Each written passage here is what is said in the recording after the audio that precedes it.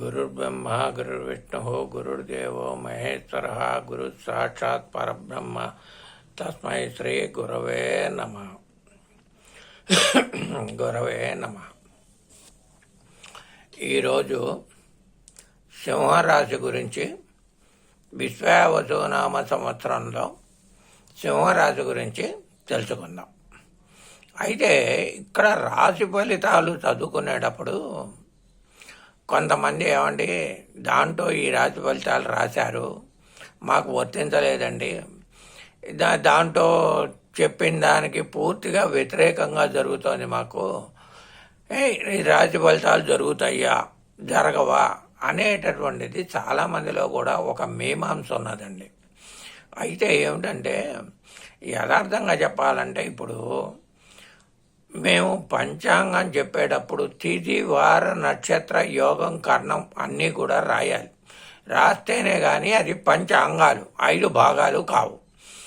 అదేవిధంగా రాసేటప్పుడు రాసుల యొక్క ఫలితాలు కూడా రాయాల్సిందే, రాస్తేనే అది పంచాంగం అవుతుంది. కాబట్టి ఇక్కడ ఏమిటంటే ఇప్పుడు సింహరాశి ఉందనుకోండి, సింహరాశి అనేటటువంటిది ఏమవుతుందంటే మఖా నక్షత్రం 1, 2, 3, 4 పాదాలు, పొబ్బ నక్షత్రం 1, 2, 3, 4 పాదాలు, ఉత్తరా నక్షత్రం 1వ పాదం, అంటే 9 పాదాలు కలిస్తే కానీ ఒక రాశి కాదండి. కాబట్టి ఇక్కడ ఏంటంటే కొంతమంది మఖా నక్షత్రంలో పుట్టేవాళ్ళు ఉంటారు, కొంతమంది పుబ్బ నక్షత్రంలో పుట్టేవాళ్ళు ఉంటారు, కొంతమంది ఉత్తరా నక్షత్రంలో పుట్టేవాళ్ళు ఉంటారు. కాబట్టి ఏమిటంటే ఈ ఒక్కొక్క నక్షత్రంలో పుట్టిన వాళ్ళకి ఒక్కొక్క రకంగా ఉంటుంది.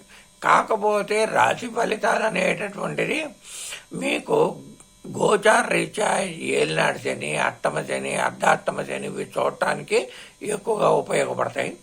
అయితే ఏమిటంటే మామూలు రాశి రీత్యా కూడా 3 నక్షత్రాలు అయినప్పటికీ రాశి ఒకటే కాబట్టి కొంతవరకు ఒక 20-25% మాత్రం రాశి ఫలితాలు ఉపయోగపడతాయి.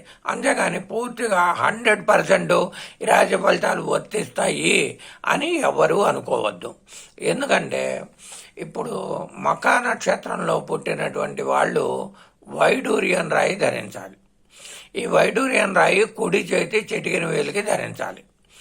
పోతే పుబ్బా నక్షత్రంలో పుట్టినటువంటి వాళ్ళది అమెరికన్ డైమండ్ కానీ డైమండ్ కానీ ఈ రెండిట్లలో ఏదైనా సరే దానికి శుక్ర జపాలు తర్పణాలు అన్నీ చేయించి కుడి చేతి మధ్య వేలికి పెట్టాలి అమెరికన్ డైమండ్. పోతే ఉత్తరా నక్షత్రంలో జన్మించినటువంటి వాళ్ళు కెంపురాయి, దాన్నే మాణిక్యం అంటారు. కాబట్టి కెంపురాయి ఉంగరం చేయించి దానికి రవి జపము తర్పణాలు అన్నీ చేయించి కుడి చేతి ఉంగరం వెలికి పెట్టాలి. ఈ విధంగా ఈ రాశి వాళ్ళు ఈ నక్షత్ర వాళ్ళు పెట్టుకోవాల్సినటువంటి స్టోన్స్. అయితే ఏంటంటే ఈ సింహరాశి అనేటటువంటిది ఇప్పుడు శని ఉన్నదనుకోండి, 2.5 సంవత్సరాలకు ఒక రాశి మారుతాడు. గురువు ఉన్నాడు అనుకోండి, సంవత్సరానికి ఒక రాశి మారుతాడు. సంవత్సరానికి ఒక రాశి మారినప్పుడు ఒక జీవనదికి పుష్కరం వస్తూ ఉంటుంది. ఎప్పుడైనా గురువు మారినప్పుడు మీరు ఒకటే గుర్తుపెట్టుకోండి, ఒకసారి పుష్కరం వచ్చింది అంటే బృహస్పతి ఒక రాశిలో నుంచి ఇంకొక రాశిలోకి ప్రవేశించాడు అని అర్థం. కాబట్టి కొంతమందికి చెడు జరగవచ్చు, కొంతమందికి మంచి జరగవచ్చు. కాకపోతే ఇప్పుడు రాహుకేతువులు ఉన్నారనుకోండి, ఒక్కొక్క రాశిలో 1.5 పాటు ఉంటారు. అయితే గ్రహాలన్నీ కూడా సవ్య దిశలో నడుస్తూ ఉంటాయి. గ్రహ సంచారం గ్రహాలన్నీ కూడా సవ్య దిశలో నడుస్తూ ఉంటాయి. రాహుకేతువులు ఇద్దరు మాత్రం అపసవ్య దిశలో నడుస్తూ ఉంటారు. ఈ 2 గ్రహాలు ఎప్పుడూ కూడా ఒకదానికొకటి ఎదురు బొదురుగా ఉంటుంది రాహుకేతువులు. కాబట్టి ఏమిటంటే ఇక్కడ సాధ్యమైనంత వరకు శని కానివ్వండి, రాహు కానివ్వండి, కేతు కానివ్వండి, గురువు కానివ్వండి, ఈ గ్రహాలలో గురుగ్రహాన్ని బట్టించి ప్రతి సంవత్సరం కొన్ని రాశి ఫలితాలు మారుతూ ఉంటాయండి. ఎందుకంటే గురుబలం అనేటటువంటిది మోస్ట్ ఇంపార్టెంట్. ఏలినాటి శని జరుగుతున్నప్పుడు కూడా గురుబలం కనుక బలంగా ఉన్నట్టయితే ఏలినాటి శని కంట్రోలింగ్ చేస్తుంది. అదేవిధంగా అష్టమ శని జరుగుతున్నప్పుడు కూడా గురువు కనుక బలంగా ఉంటే అష్టమ శనిని కంట్రోలింగ్ చేస్తూ ఉంటుంది. కాబట్టి గురుబలం అనేటటువంటి దాన్ని బట్టి రాశి ఫలితాలు కొంతవరకు బేస్ అవుతూ ఉంటాయి. కాబట్టి ఈ అందుకనే ఒక ముహూర్తం పెట్టేటప్పుడు మేము గురుబలం బాగున్నదా లేదా అని చూస్తాం. గురుబలం కనుక బాగుంటే సముద్రంలో పడేసినా కానీ ఎదురీదుకొని వచ్చేస్తారు. కాబట్టి ఈ విధంగా గ్రహస్థితి ఇప్పుడు రవి ఉన్నాడు అనుకోండి, రవి నెలకొక రాశి చొప్పున, శుక్రుడు నెలకొక రాశి చొప్పున, కుజగ్రహం ఉందంటే నెల 15 రోజులకు ఒక రాశి చొప్పున, ఇవన్నీ సంచారం సంవత్సరం మొత్తం మీద నెలకొక రాశిలోకి చొప్పున మారుతూనే ఉంటాయి. కాకపోతే ఏంటంటే ఇవి మారినప్పుడు ఈ నెల ఉన్నప్పుడు వచ్చే నెల ఉండదు, వచ్చే నెల ఉన్నట్టు పై వచ్చే నెల ఉండదు. ఎందుకంటే ఈ గ్రహాలన్నీ కూడా ప్రతి నెలకి మారుతుంటాయి కాబట్టి కొన్ని ఫలితాలు మారుతూ ఉంటాయి. టోటల్గా సింహరాశి వాళ్ళకి ఈ విశ్వావసునామ సంవత్సరంలో రేపు మార్చి 29వ తారీఖు నుండి అష్టమ శని ప్రారంభమవుతోంది. ఎప్పుడైతే అష్టమ శని ప్రారంభమవుతోందనండి, విద్యార్థులు విద్యాస్థానంలో వెనకబడతారు. చదివింది గుర్తుండదు, గుర్తున్నది రాయలేరు. పైగా చదువు మీద ఆసక్తి కానీ ఇంట్రెస్ట్ కానీ తగ్గుతుంది, లేదా విద్యాస్థానంలో కొన్ని ఆటంకాలు పడతాయి. ఈ విధంగా విద్యార్థులకు ఉంటుంది. కొంతమంది స్త్రీలకు ఏంటంటే అధిక శ్రమ ఎక్కువ అవుతుంది.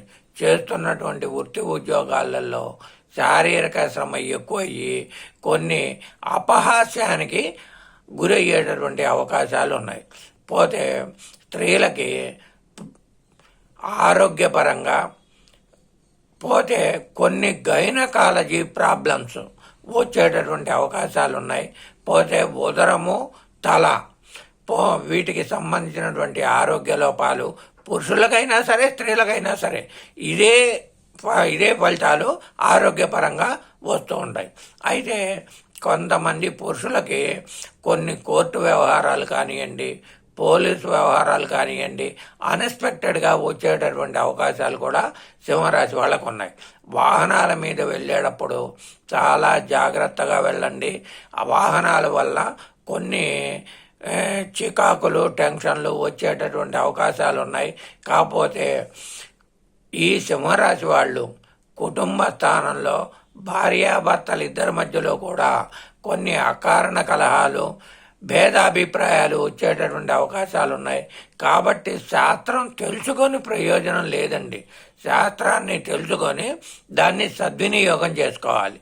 కాబట్టి ఏంటంటే ఎప్పుడైతే పీరియడ్ బాగాలేదో కుటుంబ స్థానంలో కొన్ని గొడవలు వస్తాయని చెప్తున్నాను. కాబట్టి మీరు సాధ్యమైనంత వరకు భార్యాభర్తల మధ్యలో ఏదైనా భేదాభిప్రాయాలు వస్తే గొడవ అప్పటికప్పుడే తుంచివేయటానికి ప్రయత్నం చేయండి. అంతేగాని దాన్ని ఒకళ్ళు ఒక మాట అన్నారని ఇంకొకళ్ళు ఇంకొక మాట అంటుంటే అది ఎక్కువ అయ్యేటటువంటి అవకాశాలు ఉన్నాయి. కాబట్టి కుటుంబ స్థానంలో అందరూ కూడా కొద్దిగా తూచా జాగ్రత్తగా ఉండి భార్యతో ఇద్దరు ఒకరి మాట మీద ఒకరు అడ్జస్ట్ అయ్యి వెళ్ళేందుకు ప్రయత్నం చేయండి. ఈ అష్టమ శని 2.5 సంవత్సరాలు ఉంటుంది. అయితే సింహరాశి వాళ్ళ యొక్క అదృష్టం ఏంటంటేనండి, ఇప్పుడు అష్టమ శని మార్చిలో జరుగుతున్న మే 15వ తారీఖు బృహస్పతి లాభస్థానంలోకి వెళ్తున్నాడు. అంటే మిథున రాశిలోకి వెళ్తున్నాడు. అంటే సరస్వతి నది పుష్కరాలు వస్తున్నాయి. ఎప్పుడైతే మిథున రాశిలోకి వెళ్తున్నాడో సింహరాశి వాళ్ళకి అష్టమ శని జరుగుతున్నప్పటికీ గురువు బలంగా ఉండటం వలన ఎన్ని సమస్యలు వచ్చినా కానీ ఎదుర్కోగలుగుతారు.